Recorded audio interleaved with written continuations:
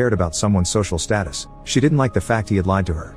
But James gave her a heartwarming speech about how much such discoveries could help humanity, so Amelia gave in and accepted to work with him.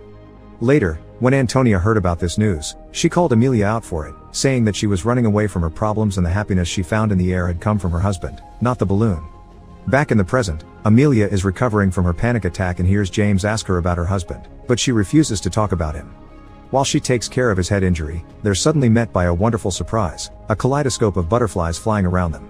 James is particularly amazed by this because he never thought butterflies could fly this high even when John, who had studied them, was sure they could.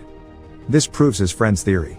Touched by the gorgeous moment, Amelia tells James about Pierre's love for the beauty of the world, and with tears in her eyes, thanks him for not pushing her to talk about it. Once again, Amelia begins thinking about the circumstances that brought them here.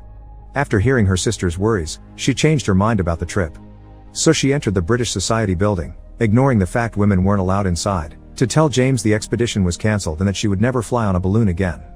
Later in the evening, James went to visit his parents, giving his mom the news but keeping them from his father not to hurt him because he was already suffering from memory loss. At least he still remembered how to use the telescope James got him, and the incoming trip as well, so he gifted his son a pair of binoculars for him to use once he reached the sky. Back to the balloon, which is starting to get covered with frost, James is allowing Amelia to help him take notes. The numbers this time are exciting. Little by little they see them go higher and celebrate when they see them finally surpass the record the French had achieved. They are now officially the people who had flown the highest in the history of humanity.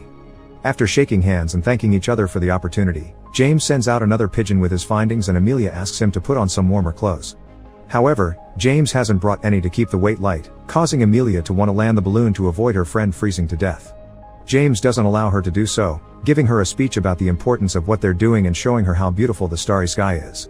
Amelia remembers she does indeed